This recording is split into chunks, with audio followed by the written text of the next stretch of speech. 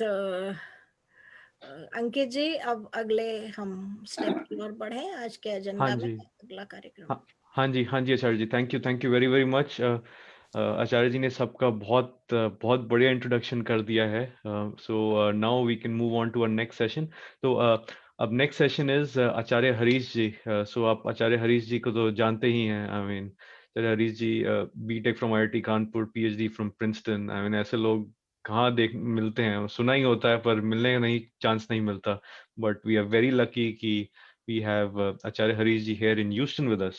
So, without any further delay, next session is going to be on science, religion, and Arya Samaj. तो I mean, हमने बहुत सुना है कि हमारे Vedas are very scientific.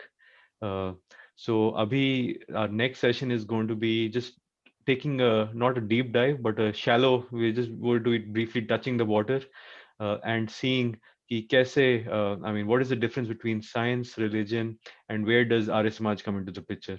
So over to you Acharya ji. Namaste and welcome to the, you can call it first session or second session. First session was we got to know each other, and now we proceed with the session number two, that is titled as Science, Religion, and Arya Samaj. Of course, we are very much aware of as things stand in the world, and we are in one of the best times of the world, that we live in the age of science. And age of science means we can use all the assets of Ishwar that he has given to us. Of course, the body and mind, and very important is our intellectual faculty, that is called buddhi. Sat asat vivekvati buddhi means it discriminates between right and wrong, pap and punya, good and bad, truth and untruth, so on and so forth. And this is a privileged possession of all of us, and is not to be seen in animals, birds, etc. They are very much programmed. They just follow a particular path. A particular bird was making a nest, say 500 years ago, and today that same species makes the nest in the same manner. But we are very dynamic, and that's what is because of our buddhi. But even though we live in the age of science, there are multiple religions coexisting in the world. And when we say coexisting, there is a element of fear also, because the religions and their followers sometimes are opponents to each other. There are conflicts, and sometimes we see very deadly situations flare up of battles and wars. That is also seen. So, of course, as we sit in this Vedic Sanskriti pearl, we are wondering whether we are on on the side of science in this age of science, or we are also one of the religion. And that is what we want to inquire. What actually is our role to play in this today's world, and what our children should be in this world? How can they preserve a kind of self-esteem? They can defend their position. First, they have to be convinced that yes, they are holding the right position, and they should be able to convince others. And that will bring kind of confidence and self-esteem that we want to see in our children and grandchildren. And they will probably be the future leaders of the humanity. So let's see. This is, I would like to prepare, use Ankit ji, can you make it happen that I can share, or you wanted to show the slide? It's, No, I Acharya ji, think sorry, I enabled I that. haven't changed the slides, हाँ जी, but you can share we it had now. changed it. So I can also share, or you can also share, whichever way you like it. हाँ, Acharya ji, You have you ready should be on able my to. desktop? हाँ जी, अच्छा, you should be able to share now. Okay. Thank you. Acharya Thank ji you. को co-host कर दीजिए. Thank you. Yes, I can see that. So this is a kind of my PowerPoint slide presentation, but let's say that this is only, I will say, a kind of blueprint. And I would like to stop in between and make it as interactive as possible. So as if we were physically together in one hall, you feel very, you should feel like interrupting me and asking me question or comment anytime. So as I said, the title is Science, Religion and Arya Samaj. So we begin with a question, what is science? Or, you know, when I ask a question, I will say it will be so nice if I can, you know, see a couple of hands and one or two persons contribute by their comments. Is somebody ready? I am trying to.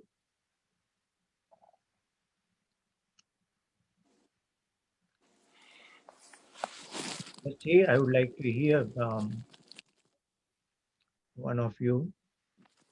Please unmute yourself and what do you think science is?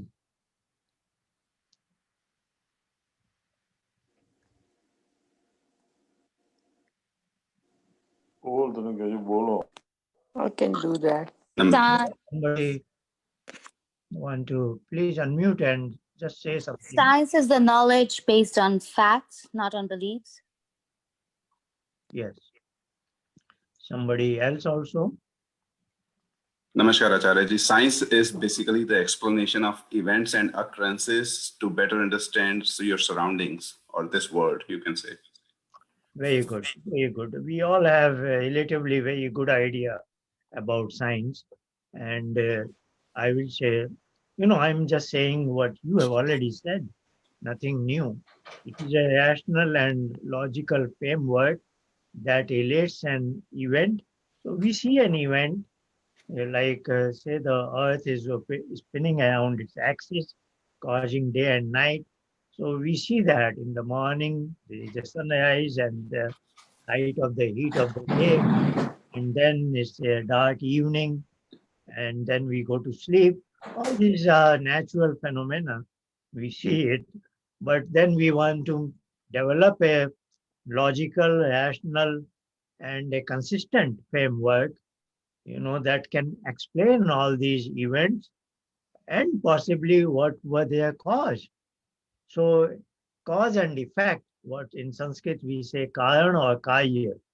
So karya here does not mean calm, activity. Here the effect of some certain causes, like we see the rain and its cause is certain clouds up in the sky. Now that cause itself becomes an effect because a scientist or philosopher wants to inquire further and how these clouds are formed.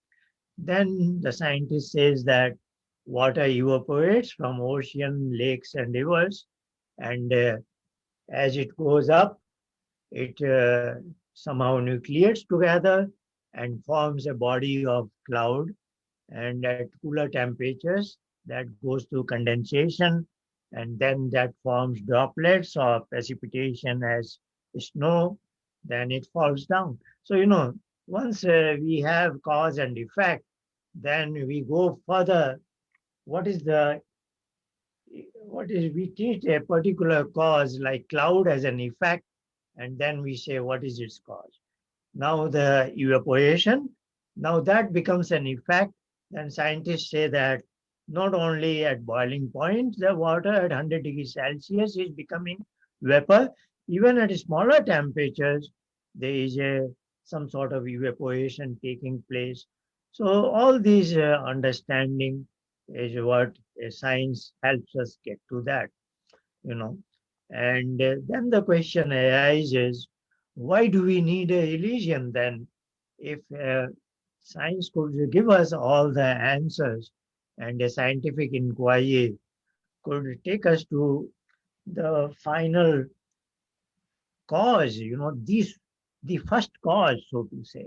If we could end up to that point by a scientific investigation, then why do we need a religion? Can somebody contribute to this? Why, in this age of science, religion exists? Why should it exist?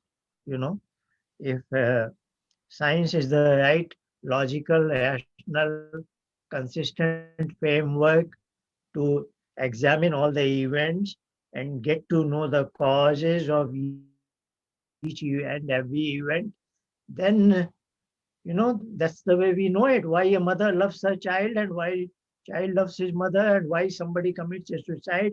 If we know all these answers in a scientific, logical, rational manner, then why do we need a religion? What would you say? Namaskar, Acharya ji. This is Rajiv. Ji, so science actually is most of the time it's dealing with the physical components only, which is matter related. Yes. So such a good answer. This is a wonderful age of science, but there is something disturbing. And what is Acharya ji? disturbing is within the scope of science, only matter exists. Because scientists have followed a particular method, and in that method, they must be able to replicate the event in their laboratory, and then they should be able to verify the scientific laws in under a particular condition, what is called experimental conditions, and that should have repeatability. That a scientist in Japan should also be able to get the same result what a scientist in Europe or America is getting.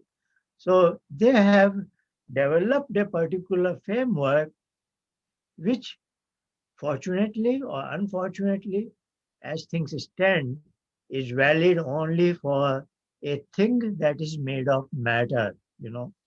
Now that is where the intersection comes.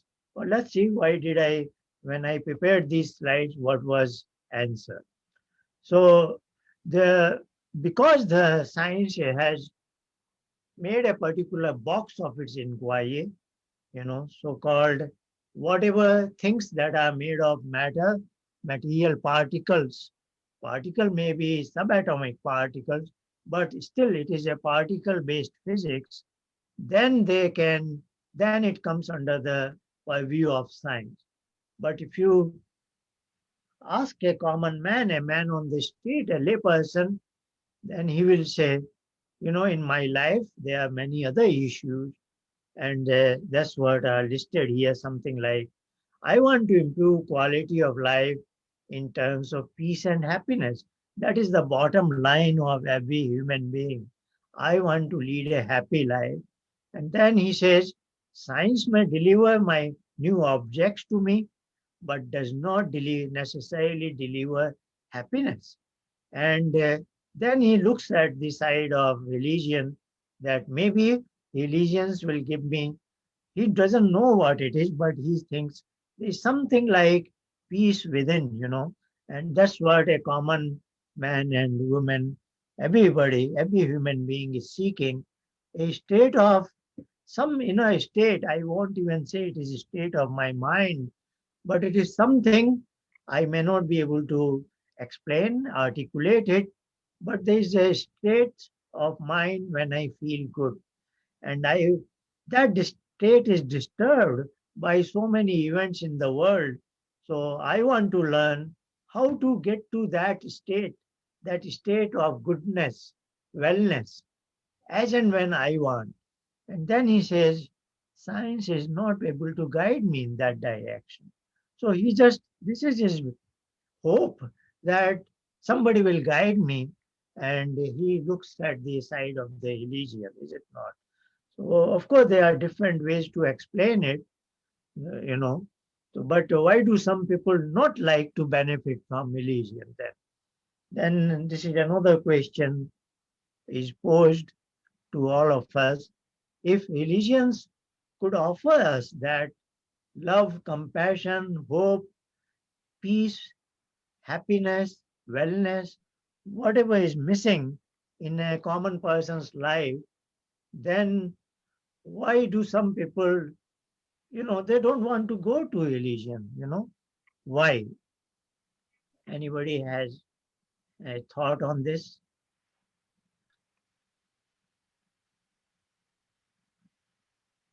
Hi, my name is Richa Singhal. Harishji, I would like to say, I feel sometimes religion causes different religions. There's too much conflict when people don't agree on a religion. Yeah, very good, very good. Anybody else would like to contribute? The word religion itself is not clear with the common people. Like we've been taught like religion is related to some, like Hindu, Muslims, and like that we understood from very childhood. So it's not been displayed in the community in that manner. So maybe that's the way we grew up with that thought about religion. Acharya ji, religion asks me to believe in things that do not seem logical. That's very correct way to look at it, because that's the way whole discussion started, that we are blessed with the buddhi, the discriminating ability, and an intelligent people will say that I don't want to be convinced about something where I have to compromise logic and rationality, is it not? And as things stand today, almost every religion has certain ideas that are not appealing to all the intelligent people of the world, is it not? So let's see, what did I write?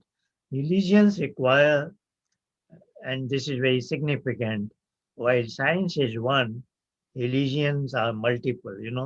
That's, I will come back to this, but let's read it.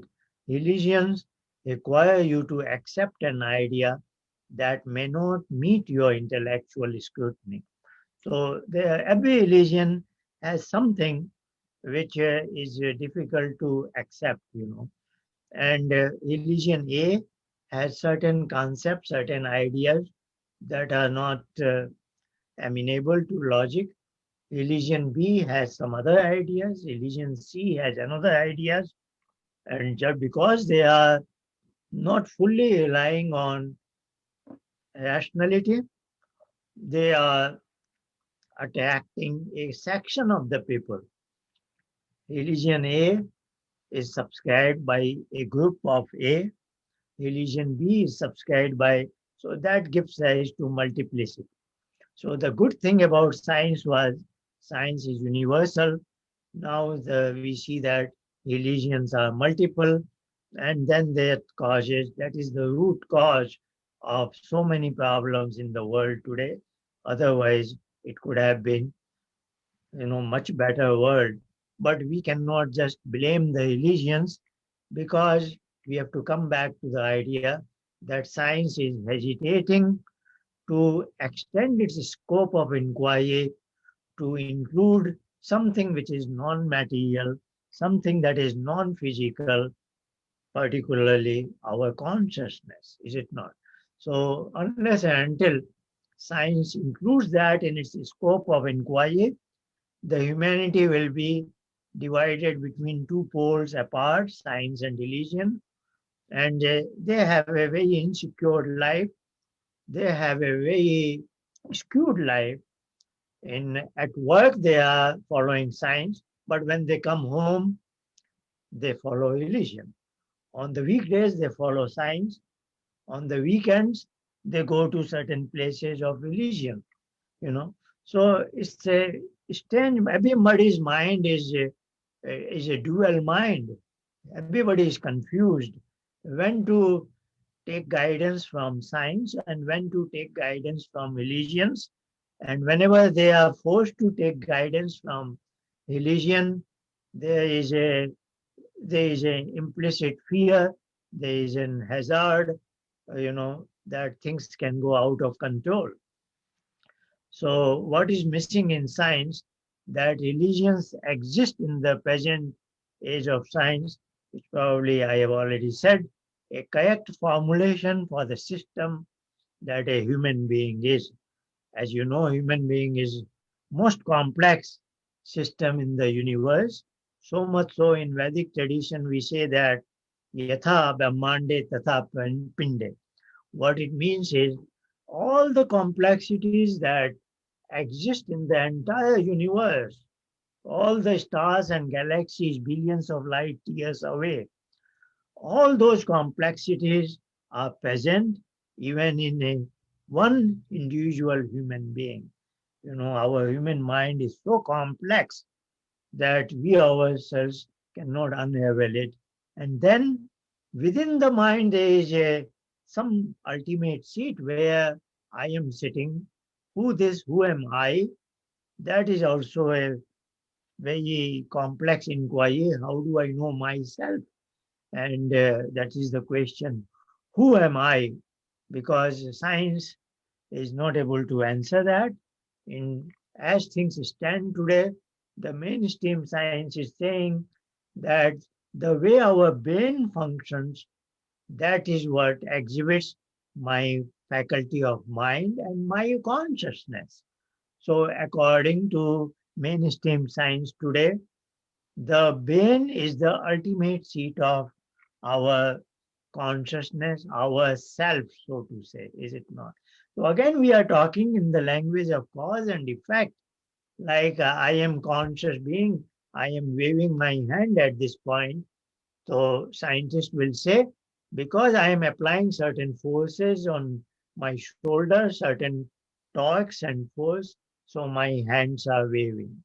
Then scientists will probe further inward, and then they will say, within the brain, a particular component of my cortex, something is happening there, some electromagnetic impulse or something that causes this force, the dynamic of my hand waving, is it not? But in the same manner, Vedic scientists went further inward. He didn't stop at the brain.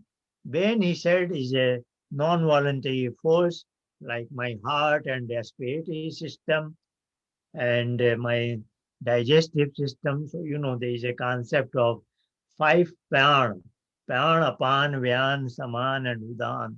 These are 5 forces that I am not causing. Even when I am in deep sleep, they are functional. So in medical terms, we will say they are non-voluntary forces approximating with nervous system, cardiac system, respiratory system, digestive system, and renal system. So these 5 systems, but these 5 pranas, they are everywhere, every part of the body, everywhere. So they are functioning in background so that even when I am in deep sleep, I am not aware of anything, but they are functioning non-stop. And they are so important that if they stop, I will collapse then and there. So they are those kind of forces. So coming back to the memory, that is my nervous system. Yes, we look at it as a pranic non-voluntary force, but we are saying within that there is somebody for whom this whole system is made functional. These plants are like utilities. In a house, if all utilities is a breakdown, you will then vacate that house, isn't it? So when plant ceases to function, the owner of this house vacates the system. But who is that owner of the house? That is what we are saying. Who am I? Am I just the body and mind or something beyond them? So how am I different from so many things in the whole? And what is the so-called consciousness? Now here, what would you like to say? Hello? would you like to contribute to? Everyone, What do you kindly think mute what yourself. consciousness is? Please, Acharya, continue. I've already said, summarized in the view of the mainstream scientists, the way our brain is functioning, that gives rise to consciousness. Do you think that is that is an answer you will accept in full terms? That consciousness is not your own self, but it is something exhibited by the phenomena, by the way your brain is functioning. The Vedic view is, when the brain functions, then I am able to reside in this system. If brain has stopped functioning, I leave this system, I depart from it. So, of course, the death is brain death, but is it death is that brain has stopped functioning, or is it because brain has stopped functioning and then I have vacated the system? Both sound very similar, but there is some difference. Where does this consciousness come from? Anybody would like to contribute to this? What is your understanding? In our case, consciousness is very precious. When it leaves, it is a dead body. So what was making it a conscious body? Was it that certain parts of the body were functioning and that gives rise to consciousness? Or there was an independent owner of this house? These are the very subtle issues I am trying to bring. And I hope you understand it, that Arya Samaj is on the side of science. But we want science because the way science took birth, and you will have to go. This is the present world, the entire humanity is the civilization is what took birth in Europe, is it not? So present world is Europe-centric world, where the science took birth 200, 300 years ago in retaliation with religion. Otherwise, Europe was subjugated by church for almost 2000 years, But the scientific spirit began to take birth there. But when it became a very dominating idea, then it got away from what was religions talking about, so namely God and all that. So the concept of God has become an antithema for science, is it not? Just the way it took birth. But now you will have to go backward. When you want to become part of Vedic Sanskriti school, you are going to ask yourself, what is my view about my life? What is my view about the world? And what am I going to convey to our little children, is it not? So this is where you will have to understand that religions have been founded by a human being and has a particular date of founding. The oldest religions are Judaism and Zoroastrianism, what is called Parsi. They are about 4,500, 5,000 years old. But we know it, human beings have been here for hundreds of thousands of years. What were they guided by before these onset of religions? So that's why we want to talk about Satya Sanatan Vedic Dharma. So let's see, we will go slightly fast and, so I am something beyond my body and mind who owns them, is it not? We say it, in my mind, this is my body. When you say my body, means there is some owner of it, is it not? Then this is a classical Vedic example. I touch the chair that I see, So there are two senses involved, seeing and touching, At the end you say that I am touching the same chair that I am seeing. So, this I has to be a point-like entity where the data signal from the sensory organ of seeing and touching both must converge, If you say the whole brain is that, but then it doesn't work out because that whole brain, the neuron cells are changing, but I am not changing with time. I am same. The person who went there 10 years ago, I haven't changed, though my neuron cells have changed. So finally, any scientist will be pinned down to a question that that's what I call I. It must be an entity that is a point like singularity where everything can converge, So that is our view that I is the consciousness.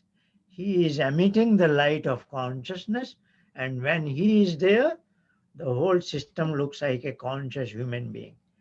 And when he leaves, this is a dead body.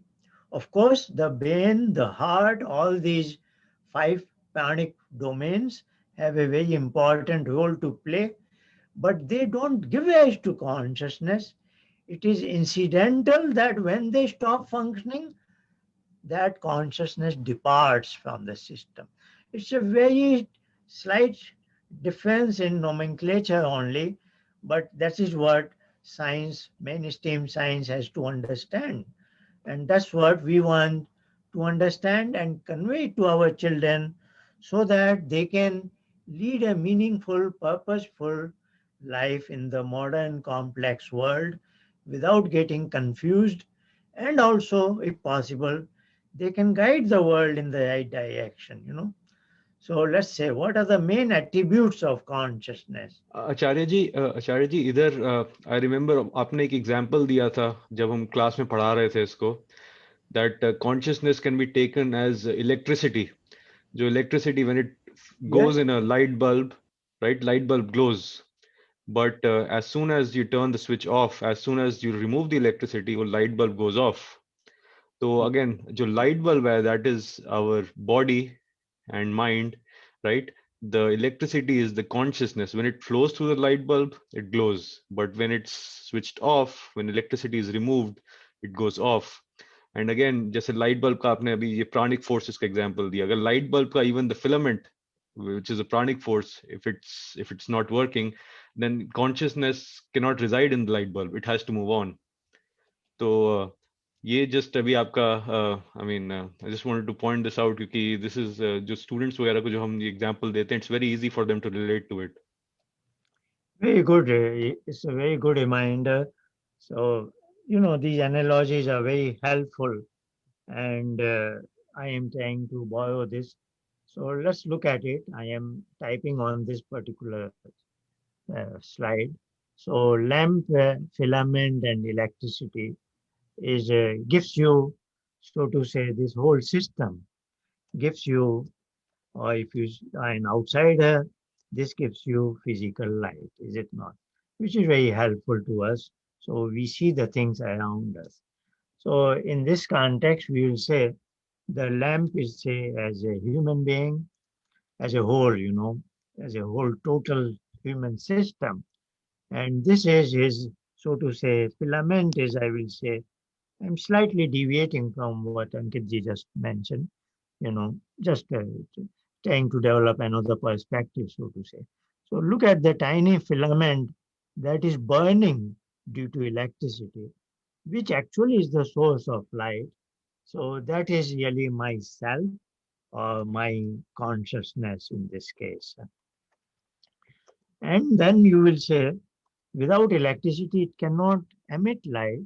And that is what we will say is all our brain and such. Not only brain is not alone, but brain and all so-called non-voluntary forces. As I have listed, there are 5 of them. But of course, brain occupies the prime place, so to say. Pran, So they are 5 in the family has 5 members. Pran, Apan, Vyan, Saman, and Udan. But because of the primary seat of Pran, the whole family is also called as Pran. So that is what is the importance of all the non-voluntary forces are important. For example, if heart begins to, there is a cardiac arrest, then also a person dies. But brain is more important because this is right in the head region, and that's where I am residing. So let's look at this is a the system, some sort of don't no analogy will ever be 100%, is it not? So let's look at it just to gain an understanding.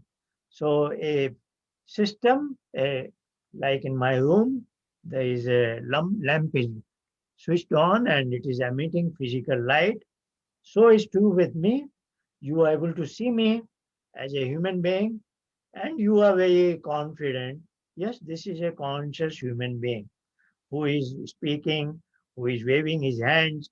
You can see my facial features. All that is happening that you would expect from a conscious human being.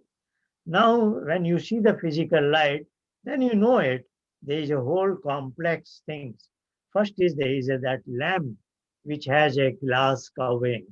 But within that glass covering, there is a very tiny filament, you know, and that filament also is not able to emit light unless the electricity is made to pass through it, is it not? So these three are important components for one to benefit from physical light. In the same manner, say my child is playing around and smiling, and I feel so good to look at my child, but the child has all these things within himself.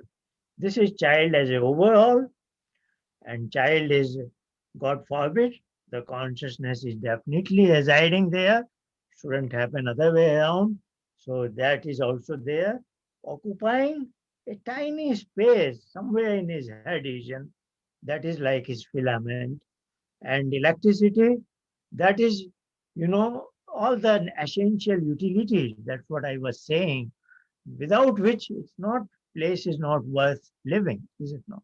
So in the same manner, all these forces, and we will single out brain out of that. Brain is functioning, and brain is functioning, that brings the smile on the face of child. So rather than physical light, here we are saying, well, I am so much happy to see a smile on the face of my child, is it not? That's another light, is it not? So instead of physical light, that is that light. Now, this physical light is made possible because all these are playing their roles in a particular manner. And so is true with my child. All this are playing his body, mind, his consciousness, and the five pound, in particular, the brain is functioning well.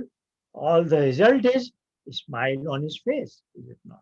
So the analogy here is given for you to get an idea what we are talking about, this consciousness, and where is it in my system.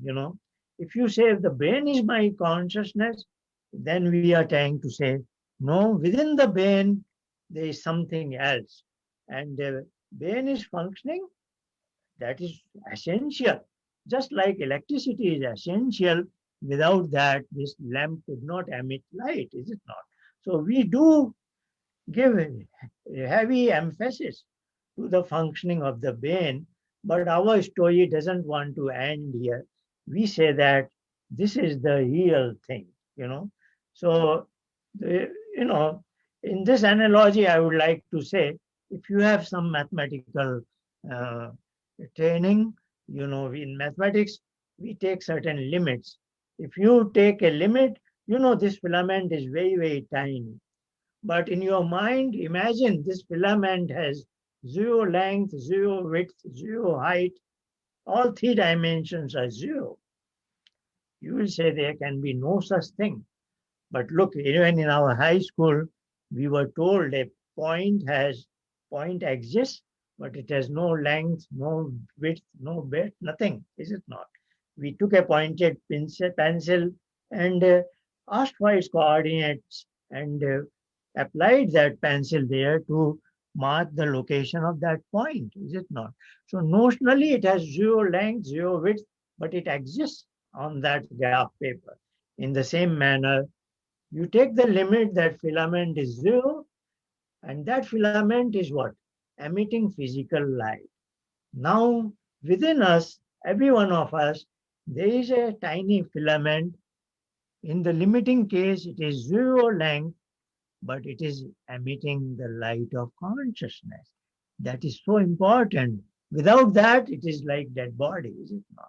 So this is an analogy just to explain the real me is like this filament, but of course, filament has some, you can see it, it has some size, but here it is without any size. So these are, when we come to our real concepts, it's not that easy, but we want to still somehow convey to these little children. And for that, it is necessary you also have an idea what do we stand for. So I was saying, what are the main attributes of consciousness? Is to gain, I become a knower. I say, I am definite. I know this chair on which I am sitting, is it not?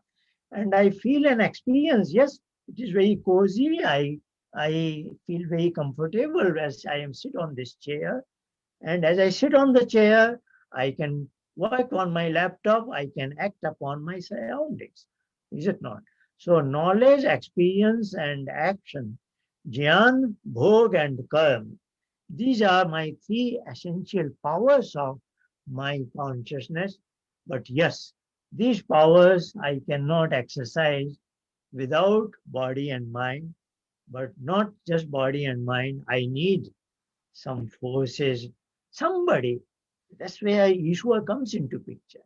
Somebody is making, ensuring that all my pranic forces are working so that I can use consciously my body and mind. So, in a common man's language, we are body, mind, and self, but here you will see we are slightly more than that. Okay, let's proceed further. I hope all of you are with me and following this flow of, what it started with science and religion. Of course, the question arises, can consciousness arise from matter? There is no such case. In the world, there are billions of things, and in laboratory, our scientists create all kinds of things. Technologists makes all fantastic gadgets, phones and laptops, but there is nothing we have that is a conscious thing, is it not? So we have no such possibility. We have made so many material things, all sorts of combinations, like whether it is in kitchen or in a factory or in a robotic laboratory, you name it, anything. We have made automobiles, even driverless automobile. There is no driver, it is self-moving, but still a child will say that this is not a conscious thing, is it not? This is a machine. So that is where they never gave rise to the birth of consciousness.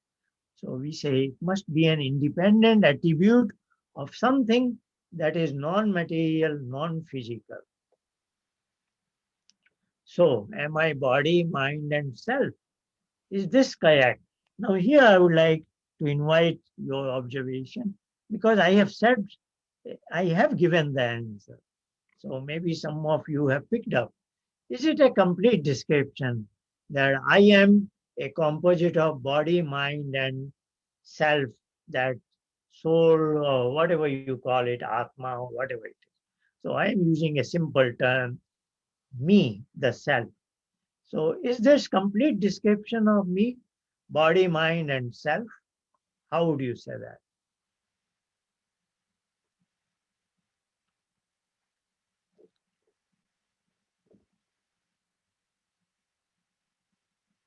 Anybody? Anyone?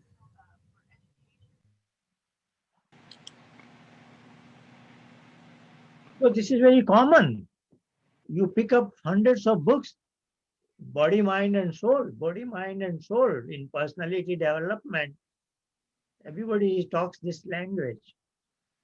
I think Acharya ji, ये सभी चीजें it can be destroyed, so that cannot be the consciousness or the soul. We can say that. Very good answer. Very good. We did say that. I am using the assets of body and mind, but my ability to use them is made possible only if my pranic forces are working. So there is an intervention by a superior body, some super consciousness that lets my pranic forces function, and then only I am able to use my body and mind. So there is another fourth dimension to me. Yes, the self is the owner of the body and mind, but how is he able to use it? Only when, okay, now I am getting into, but the answer to this question was, I am body, mind, and self superimposed with the non-voluntary forces of brain and heart and other systems, is it not? If those systems, pranic forces are not working, I am not able to use my body and mind. I am gone, so I will collapse. Okay, now there is this is very important aspect of Vedic philosophy, what is called Punarjanma. And that is the key to a layperson, because as you know it, this aspect. आचार्य जी एक second doctor Bhagwati मिस्त्री ने hand raise किया है I think she has a question Yeah, I am unable to see you, so probably I am seeing just my slide, so I am relying on your spoken words. If you say something, I will hear. Doctor Bhagwati Please.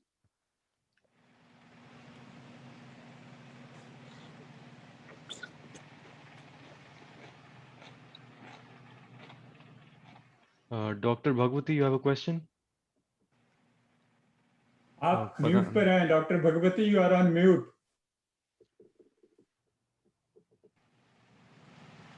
Please unmute yourself, Dr. Bhagwati. Please unmute yourself.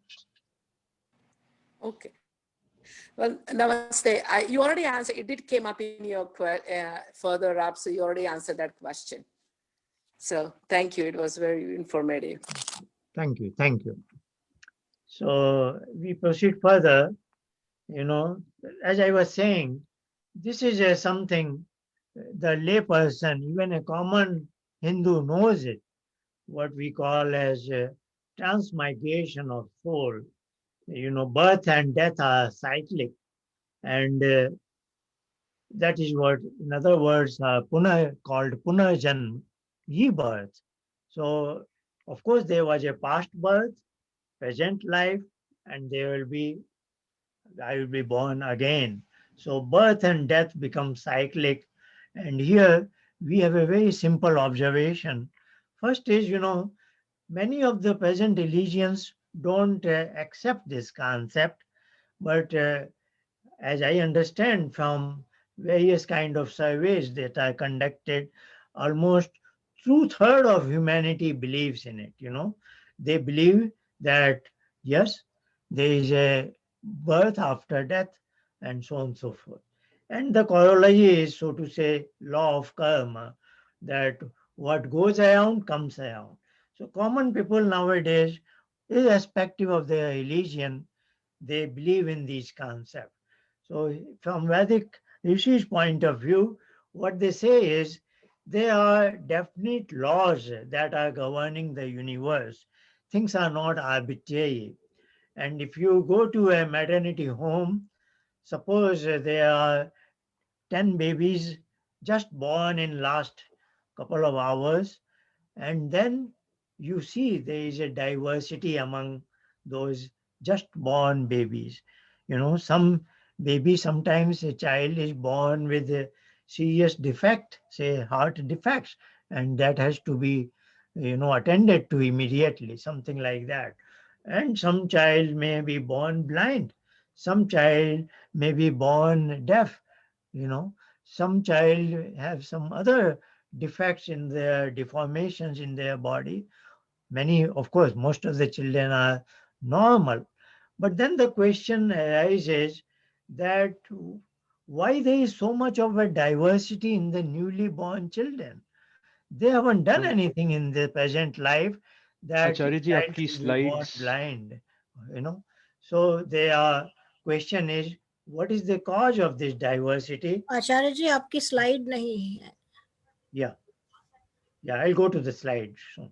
So जी. the question here is, what is the reason that there is so much of a diversity in the newly born children? Then of course there is only one answer. There is something that they did in their past lives that is showing this diversity, is it not? That's where this concept of punarjanma becomes important. So that's what the question here is. Do I carry some impressions of past life, you know? And that's where the Vedic idea is that, yes, my mind is the carrier. Now that's where there is a big difference in view. In the mainstream science, the entire brain is my mind, but now in the Vedic concept, a mind is a very tiny domain that covers that filament like myself, you know, and that goes along with me after death. So that is a kind of my bank passbook, bank ledger account. So I am carrying all sorts of impatience for previous so many lives, and they show up as some new talents. Some child is born with a talent A, some child is born with talent B, and so on and so forth. You know, how are self and mind placed within the body, in particular in my mother's womb? Of course, I got transported from my father's body. You know, this is now me and my mind together, carrying the past impressions. So here I again borrow an analogy from Sankhya, written by Kapil. You know, what he says is, if everything is in my mind, why do I need a body then? You know, so he gives an answer. Even a picture frame finally has to be mounted on a wall, is it not? So a picture frame is mounted on the wall via a hook. So there are four colors, because now instead of just body, mind, and self, we are getting into the fourth entity. So that is what I am explaining now. So the real picture is me, the self, and the fame is my mind. These are analogies just to explain. So that's me and my mind. We somehow entered into my mother's womb, mother's body, and then there were layers after layers were being added. That is my body domain. But you know it, for those about 10 months, 280 days, I am residing in my mother's body. I am This whole body, mind, and self is relying on the pranic forces of my mother, is it not? My heart doesn't beat at that point, though it is being made. My respiratory system is not switched on yet. So it is my mother's breath is my breath. My mother's heart is my heart, causing blood circulation in my body at this. So, you know, this is a fantastic design of that supreme being. The moment I come out of my mother's body, as if a particular switch is switched on, and now my independent pranic forces are functioning, is it not? Otherwise, in her body, I was relying on her pranic forces. So let's look at this analogy. You know, the hook is blue color. So in those many days in my mother's womb, my body has taken a particular shape, and I am fully equipped with body, mind, and self, but still something is missing. So just imagine what a fantastic design is. If you look at a big picture hanging on your wall, as if that is mother's body, and underneath another picture, fame and body, all this is being made, you know. And the moment I come out of my mother's body, as if I have my independent hook now. So I am close to my mother's picture. Now there is a smaller, tiny picture, but it was hanging on the mother's hook. Now I have my own independent hook. You know, it's just a way to look at it, but this is really a miracle what is happening when a child is born. The his pranic forces come into function at that very moment. And now, as you see here, the answer was, I am not just body, mind, and self, but that hook is very important. If the hook gives up, the picture frame will fall, is it not? And it is disconnect from the wall, then self and mind are alone. No more the body, it is dead body, because the hook has failed now, is it not? So this is another way to look at it, just the way we looked at the lamp filament, etc. I think I Acharyaji, started around Acharyaji, there 9:30, was one question 10:30. from I, Acharyaji. yes, There was one question from Richa Singhal and Shweta Mangla from yes, Chicago. yes, please unmute yourself. Acharya ji actually मुझे थोड़ा confusion हो गया you said consciousness is what travels. I mean, you said mind travels from the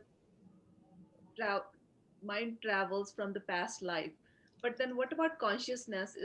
Is it part of mind? I think I'm getting confused between the two terms. Yeah, in Upanishads, they give an analogy of thumb in a fist, So this is me, my consciousness, which is just a point. It is just a point, and it is not particle based. That's why it is very, abstract thing. But then it is enveloped by mind. Now, mind is made of certain very subatomic particles. So this is always together as long as that, and that's what is liberation, moksha is. Until I have attained moksha, me and my mind are together. So life after life, I am carrying certain impressions, and when I am really qualified, I become eligible for moksha, then they will separate, then I don't need the mind. Now when I am born, then, so it is not just my mind, it is me and my mind are always together, one life after another life. So that is a short answer to your question. Then in the previous slide, I was explaining over this me and my mind, now how the layers of body are formed in the mother's womb. But that itself is not enough. When I come out of my mother's womb, this whole thing is connected to my body that I called as hook. Those five pranic forces, brain and heart and respiratory system, etc., etc. And in my mother's body, her hook, her pranic forces were doing my job. So after about 280 days, my hook has got sufficient strength that as an independent picture frame, I can hang on the wall. Again, these are difficult concepts, but through the analogies, we are trying to explain. I'm trying to say that we are on the side of science. Whatever scientist is saying, we accept it, but we are trying to add on to the science the concept of non-physical consciousness. They also talk in terms of mind. They also talk in terms of non-voluntary pranic forces. But as I started the story with cause and effect, their cause finality is ending with the brain, whereas Vedic scientists, Vedic Rishi is saying Deep inside the brain, there is a tiny cave where this thing is there, me and my mind, somewhere inside the brain. So when brain stops functioning, I depart. It's not that,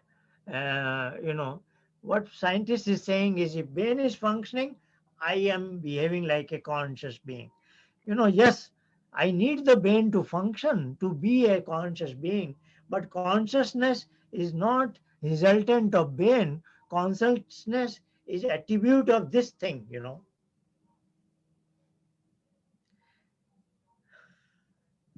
Got it, Acharya. Thank you. It is still confusing, but I think I got the basic understanding a little bit. Yeah. Maybe I have a huge agenda. Maybe I could restrict it to very simple things.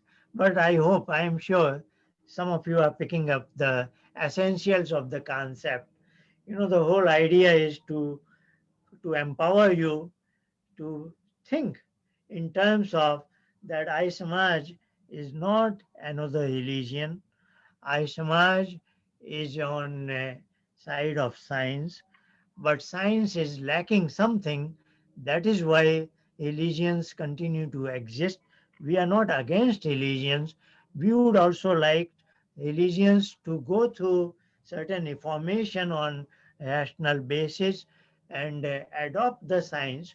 But science is slightly incomplete in the sense it is not able to handle or explain consciousness in a complete sense. And of course, scientists know it, that a lot of group of scientists are engaged in uncovering what this consciousness is. But we are so fortunate, we have access to a body of literature where in very ancient times such issues were handled, were resolved, but it is the downfall of India that we are also disconnect from that, and we also now think we are also following one of the religions. You know, actually we are on the Satya Sanatan Vedic Dharma, which has no human founder, and Sanatan means eternal principles, and we just a lot of other things got added up and have tarnished the real strength and light and shine of the Satya Sanatan Vedic Dharma. So I Samaj, the Maharishi Dayanand's message was always back to the Vedas. If we understand it correctly, then we feel we are empowered, and our children will be more empowered, and then they will be able to face the challenges of life better. As you are aware, usually the Hindu young man, young woman are the targets of other religions, and they convert to other religions. So the irony is Hindu people are found to be very, very weak in the world today, though they should have been. I don't want them to become arrogant, but I want them to gain pride from their ancient knowledge and sanskar, etc. That is the objective of Vedic Sanskriti school, to connect the children and their parents, because our parents are also, you know, uh, not fully aware of what our real heritage and legacy is. So this is, of course, it requires many, many hours. But in this preview, I just wanted to give you a kind of overview of what. Of course, when we are together in this year 2020, 2021, and many of you and I myself will share some moments together, then we will discuss these issues in greater detail, you know. But and all I like its communication to be two-way, so that we are able to understand each other properly. You know, it's not that you have to accept my word. I want you to apply full scrutiny to it unless you are convinced. And that's what we tell our children, don't accept anything, not even Agnihotra, which seemingly is a senseless thing where you are putting in nice substance into the fire. It looks like a waste, but we want to explain to them what is the science behind it. Unless you are convinced, don't accept anything at the face value, you know. So I know these are new versions, new interpretations of many things you knew or you did not know earlier, but just trying to give you an idea what Sanskriti school should be like, and we intend to make it like. Let's, I think it was to go until 11, and uh, I have 10 minutes more. Probably I will just go through the slides, you know, just go on a fast track now, because it's just our beginning, isn't it? Our beginning of our association.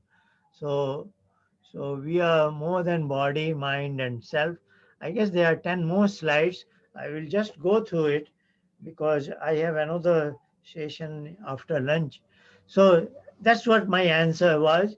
Yes, we are, besides body, mind, and self, there is a bunch of forces that are very much fun. This is what we talk in Vedic nomenclature. This is called as Annamaya course. This is called as Pranamaya course. And even mind is so complex. There are two subdivisions here, Manomaya course and Vijnanmaya course. And now there is another very unusual thing called Anandamaya course. So, that is another idea to look at it. If I am disconnect from my mind, then I am in Anand. That's where the story started. I want some sort of peace, wellness, happiness, is it not? So we are told the Anand is very close to us. That is Sachidananda Swarup. If I just disconnect from my mind, I will be in infinite ocean of Anand. So that is gives rise to basis of Patanjali, Yoga, Dhyan, etc. So the analogy was the wall is for the body, pranic forces, the hook, the picture frame, and the real picture inside that you cherish. Is this self me? And if the hook gives up, then the picture frame falls. So how can we prove this narrative? So if we say we are on the side of science, there has to be some sort of validation or verification. That's where meditation comes in picture. What we are saying is we take a clue from deep, dreamless sleep, what is called sushupti, when body and mind are inactive, but self is unaware of itself. I am lost there is a total blackout. But if I go, I try to replicate it in meditation. When I again bring my body and mind as inactive, then that's how samadhi is different from sushupti, that self preserves its self-awareness. I am aware of my own self. So that is self-realization. So, we want to tell, as of now, scientists are doing experiments on meditation practitioners, but the, the scientist, subject A, is experimenting on an object, namely B, the meditation practitioner. But we would like to convince some scientists that you will have to become the meditation practitioner and go through this experience, then only you will get the right result. Otherwise, if you are experimenting on another meditation practitioner, the result of meditation will be same as result of sleep. The scientist will conclude, yes, he is at the deep end of meditation. His brain is almost as if he was in the deep sleep, delta sleep. He will conclude, but when he himself does it, so, these are some of the things we want you and your children to become aware of, so that you can talk to anybody in the world in a proper language and defend your position. how things get made by humans. Now this is another part. Maybe I'll take it up in the afternoon. So at this point, our idea was to convey that science is a scientific inquiry from effect to cause. And again, this is an endless sequence. So Vedic scientists went up to the my non-physical consciousness, as well as probably there is a supreme consciousness, such ideas. But today's science is in a box of matter only. But then we saw that a proper understanding of human being is just not body, mind, and this. We have full regards for the brain and heart and all the non-voluntary forces, but we insist that there is a independent source of consciousness that is called as Purush or Atma, and you can see it deep in meditation when you have to do the meditation. So we want some scientists to get interested in such concepts, and maybe they get interested in meditation, but full end of Patanjali yoga meditation that takes to self-realization, Atma Sakshatkar, disconnection from mind and just knowing your own self. So that was some of the basic concepts which have a lot of things, many other faculties will come out of it. What is, for example, one vyavastha, ashram vyavastha, how am I going, how the society is managed, how do I manage my life through 4 phases of brahmacharya, grihastha, vanprastha, sannyas. They are focused on jnana, karma, upasana, and vijnana. So, all these correlations are built upon these essential foundations. I thank you very much. If we strictly go by time, I am accountable by Ankit ji. So we have 5-6 minutes. So if there are questions, comments, we can use it. I would Yes, like to ask thank you very much, Acharya ji. Yes, so Sandeep ji, एक second. Before we start with the questions, anyone who has any questions, please, if you can raise your hands so we can go in order. So Sandeep ji, you can please start now. Okay, thank you, Ankit ji. Acharya ji, you touched upon law of karma and the effects of our karma in our past life. And one of the examples that you gave, for example, if a child is born with a defect, the only way to explain that is it's result of a karma in the past life. How do we understand the concept of kind of explaining things by karma in the past life versus thinking of something as a problem to be solved? So for example, practically speaking, if you look at, say, polio, there were a lot of kids who used to be born with polio who remained physically challenged their whole life. And you can explain that by karma, that this was their karma. But then, as human beings, we didn't say that, okay, it's just explained by karma, there is nothing we can do about it. We thought, okay, maybe we can do something about it and improve people's life by solving that problem. So how do we think about these two aspects in our minds, and how do we kind of disentangle these two ideas? This is a very good question. And law of karma is very, very complex and intricate, but there are certain aspects everybody is quite familiar with. One is certain actions being their resultant rewards then and there, while certain actions being their rewards much later, is it not? Sometimes maybe a day later, sometimes week later, sometimes months later, is it not? So there is a concept of karmashay and karma vipak. So again, this is an analogy made by Vedic rishis what they are imagining, and the result of the karma is joy and pain of life experience, what is called sukha and dukh, is it not? So karma and karma phal is in terms of sukha and dukh. So they say it is in the following analogy, as if you eat some food, if the taste is good, it is sukh. If the taste is bitter, it is dukh. So they are imagining a vessel. That vessel is called karmashay, where you are putting in all kinds of ingredients. They are your action. You have performed certain actions. Now they get deposited into that vessel. Vessel is on a burner and something is cooking. It takes time. When everything is burned, is cooked, that time period is called gestation period. Then it is called a karma vipak. When the dish is ready, so karma goes through first, karma itself is in three modes. It's a kiyaman or sanchit. Certain actions are not that I just did it this moment.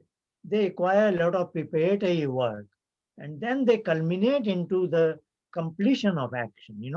So when action is completed, then as if it has been added into the vessel. Now it goes through its gestation period.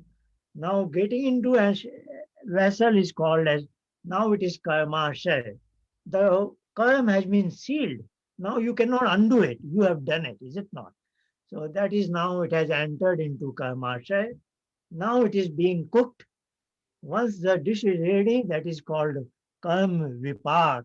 And then you have to eat it and go through the taste.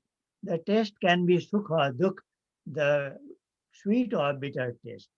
Now, this has certain answers to various complexities of this law of karma, like what am I reward I am getting for which karma. So, in general, nobody in the world can say, today's your sukh is due to which karma in past. It can be something you did in this life, or it can be something in the previous life. So that is the correlation is definite. Law of karma correlation is, if your karma is in accordance with dharma, it will bring sukh. If your karma is in accordance with adharma, or not in accordance with dharma, then it will bring dukh. That correlation is definite, but when and what reward will come, that nobody can say. So today you are going through a state of sukh, you are in a joyful state. Now, how to correlate this present state with a specific karma in the past is, nobody will be able to do it. That is what is the complexity with the law of karma. But now in your question, there was another complexity, because, there is another inbuilt complexity. Sometimes somebody else does something to me, and that brings me sukha or dukh, is it not? Now that gives an idea as if Ishwar is not giving me sukha and dukh. Somebody else karma is bringing sukha or dukh to me. That is the way we see it in the world. But this is just by appearance. Actually, we all are carrying a particular ledger account where this is not significant. Who caused sukha or dukh to me? It will be taken care of in those headings. He was merely a kind of a incidental. He's not the cause of sukha and dukh to me. He is just incidental to that sukha or dukh to me. Now, there is another layer of complexity. What Sandeep ji has asked is, giving the instance of polio, it was human effort that we developed the polio drops, and then millions of children are now without polio, is it not? So prior to that, millions of children were suffering due to the polio, which is a dukh of a long-term nature. But then it was not Ishwar's intervention, it was human intervention that we developed some polio drops, And such a gigantic pain and suffering of millions of children has been removed, is it not? So that is another complexity of law of karma. But you have to understand, if not the dukh in terms of polio, certain other dukhs are there for all the children, is it not? So the polio is not the dukh by itself. The suffering is due to polio. Now pain and suffering can be due to something else. Today we are going through a pain and suffering due to a particular virus, Now that has been created by an individual who probably was eating some wrong thing in Wuhan market, or somebody did something wrong in his laboratory in Wuhan. Nobody has that final answer, but somebody did something wrong. But the billions of millions of human beings are going through pain and suffering of enormous nature. Number of lives have been lost. So somebody, some action, but that is not seen as the cause. The cause is your own action. That is merely like a switch.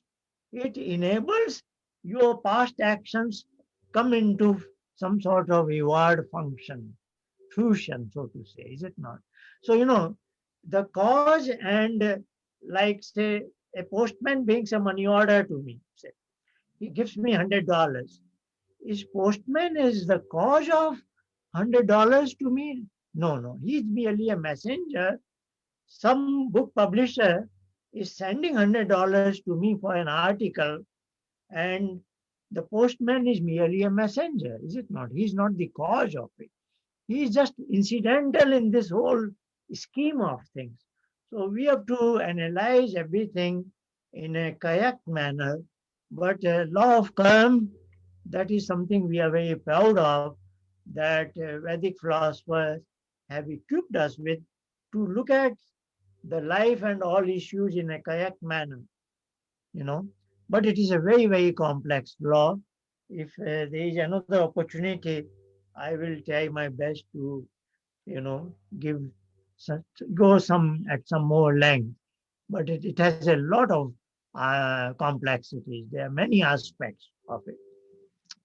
But the dispenser, the justice mechanism, the final authority is Ishwar. This is his way to make us accountable. He gives us freedom to do anything we want, but this is the accountability, is the law of karma. Acharya ji, we are out of time, but there's one question from Mr. Rajiv Bakshi. उनको हम थोड़ा सा time दे देते हैं. He's been raising his hand for a long time. Rajiv ji. हाँ जी, नमस्कार आचार्य जी, Rajiv. So just a simple question was like the super consciousness, like can't it create new consciousness every time? Like, because we believe that like soul transfers from one body to another, but there is still another power beyond it, which is the supreme power. So that doesn't have a capability to create new, what you call, souls. Yeah, very good. The question is, I have my tiny consciousness, that point like, and then we know it. There is somebody managing the whole universe, who only determine in which family I should be born. I never decided that. I never chose my family, but there is some superior force who decides all that. So one is my personal me, my consciousness, and one is that supreme consciousness. Now the question is, does the supreme consciousness have the power to create additional new tiny consciousness? That, as far as I have understood, this is the question. Now we refer back to my consciousness, because I am not a particle-based entity, what is called I am non-physical. So I am never going through any change or transformation. So in Vedic terminology, it is called I am aparinami. And anything made of matter is parinami, that goes through the transients of the events. I being a parinami, I will never die also. And if somebody never dies, it means it was never born. So my consciousness has a attribute. I was unborn and I will never die. If I am unborn, then no new consciousness can ever be born. So we won't say that he doesn't have power to give rise to new additional consciousness, additional conscious Atma, so to say. He doesn't have, we won't say that he doesn't have. We will just say that Atma is Anadi and Amar. It has no beginning, no end, And if somebody has no beginning, no end, then if there was a new Atma, then it will have a beginning, is it not? But Atma by definition has no beginning, no any end. We will have more time for such interaction. I think Ankitji will say that we are Hanji. meeting slightly later after lunch also. Yes. And then these questions left over can be taken up there. We can carry forward. Hanji, yes. Thank you very much, Acharya ji. Yeah, there are a few more questions, but unko hum next session ke baad we can take them up. So, Abhi, we've been sitting for about slightly more than 2 hours. So we can take a 5-minute break and then come back for Patanjali meditation, live guided meditation, जो आचार्य जी हमें guide करेंगे. So we will reconvene. It's 11:08 Central Time. So we can reconvene at 11:15 Central Time and do 10-minute, 15-minute meditation session. So if you could all please don't leave this meeting. You can just step away and then come back. We'll reconvene in 6 minutes from now. Thank you. Thank you, Ankit ji. Thank you. I will be back.